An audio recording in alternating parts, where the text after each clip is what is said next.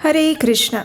एकादशी तिथि भगवान श्री हरि को अत्यंत प्रिय है और इस पवित्र एकादशी का पालन करने से हमें परम भगवान श्री कृष्ण की विशेष कृपा प्राप्त होती है। हमारे शास्त्रों में बताया गया है कि मास में 2 बार आने वाली एकादशी तिथि का पालन करने से मनुष्य को हर प्रकार के भौतिक शारीरिक सुख समृद्धि स्वतः ही मिल जाते हैं, लेकिन सबसे महत्वपूर्ण उसे भगवान श्री हरि की शुद्ध भक्ति प्राप्त होती है, जो हमें इस जन्म मृत्यु के बंधन से सदा सदा के लिए मुक्त कर सकती है। और ऐसे ही सभी मनोकामनाओं को पूर्ण करने वाली पवित्र षटतिला एकादशी बस कुछ ही दिनों में आने वाली है। तो चलिए आज के इस वीडियो में देखते हैं कि इस बार माघ मास की ये विशेष षटतिला एकादशी कब आ रही है, इस दिन के शुभ मुहूर्त कौन कौन से हैं और इसका अगले दिन पारण करने का समय क्या रहेगा। इस वीडियो में हम आपको ये भी बताएंगे कि अगर आप भारत के विभिन्न स्थानों पर रहते हैं या फिर विदेश में हैं, तो आपके स्थान पर एकादशी व्रत पालन और पारण करने का समय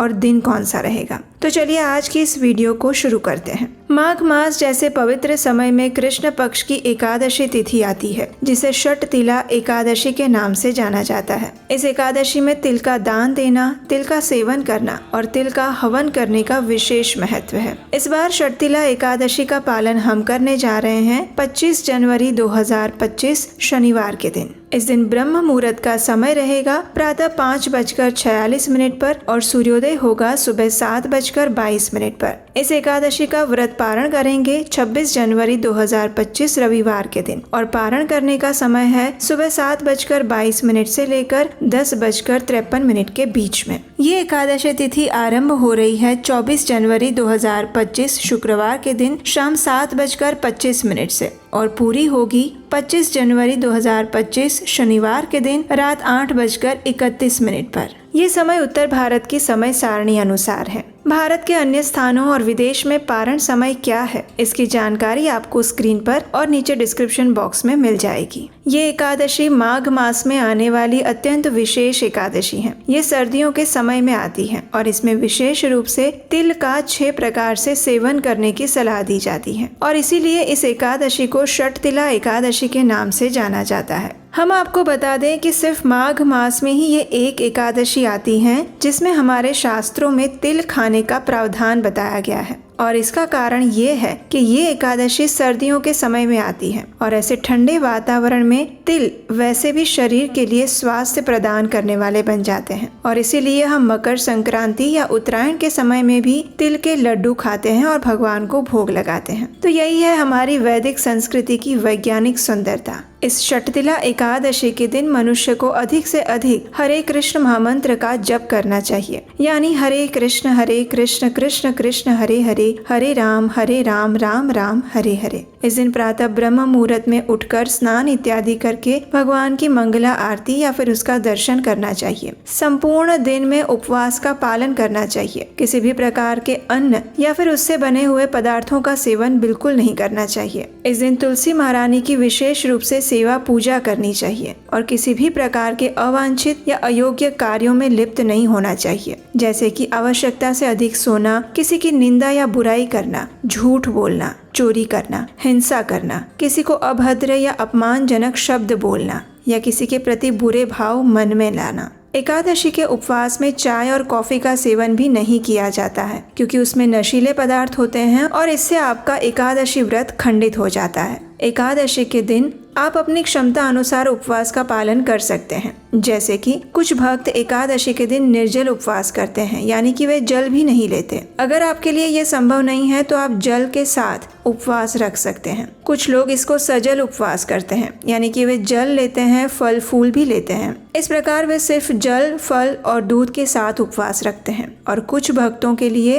एकादशी के दिन जल, फल, फूल, कंदमूल और एकादशी प्रसाद भी लिया जा सकता है। आप अपनी शारीरिक क्षमता के अनुसार ये एकादशी का उपवास पालन कर सकते हैं। लेकिन सबसे महत्वपूर्ण जो चीज है इस दिन करने के लिए वो है भगवान के पवित्र नाम यानी हरे कृष्ण महामंत्र का अधिक से अधिक जप करना, श्रीमद् भागवतम, भगवत गीता जैसे ग्रंथों का अध्ययन करना और भगवान की अधिक से अधिक दिव्य लीलाओं से युक्त कथाओं को सुनना। और वो सारी चीजें आपको हमारे उपदेशाष्टकम चैनल पर सरलता से मिल जाएगी। एकादशी के दिन संध्या के समय भगवान श्री हरि के सामने और तुलसी महारानी के सामने घी का दीपक प्रज्वलित करना चाहिए। उनके सामने बैठकर उनके नाम जप का कीर्तन करना चाहिए। आप उनकी आरती भी कर सकते हैं। परिवार के साथ बैठकर हरे कृष्ण महामंत्र का कीर्तन भी कर सकते हैं और अगले दिन निर्धारित पारण समय के अंदर इस एकादशी व्रत का पारण करना चाहिए। पारण से पूर्व भगवान के लिए सात्विक अन्न भोग तैयार करें, उसमें तुलसी पत्र रखकर भगवान को अर्पित करें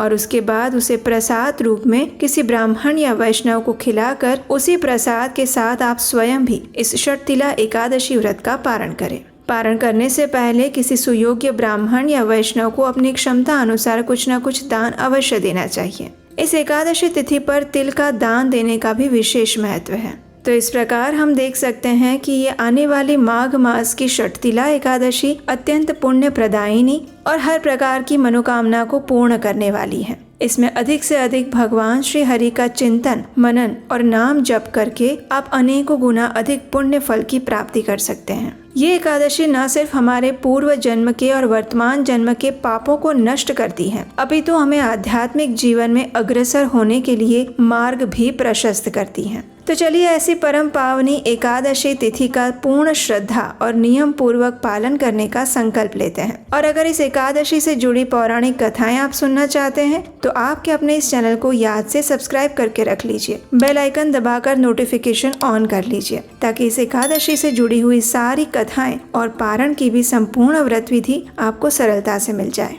उसके लिए आप एक और कार्य कर सकते हैं और वो है हमारे व्हाट्सएप और टेलीग्राम ग्रुप के साथ जुड़ जाइए, जहाँ पर आपको रेगुलर में हम एकादशी से जुड़ी हुई सभी जानकारियाँ देते रहते हैं। व्हाट्सएप ग्रुप के साथ जुड़ने के लिए हमारा लिंक नीचे डिस्क्रिप्शन बॉक्स में दिया गया है। अगर आपको ये वीडियो प्रमाणभूत और उपयोगी लगा है तो इसे अपने मित्रों और परिवारजनों को भी शेयर कर दीजिए और इस वीडियो को लाइक कीजिए। और हम आपसे मिलेंगे इसी एकादशी से जुड़ी और भी महत्वपूर्ण जानकारी और कथा के साथ बहुत जल्द। हरे कृष्ण।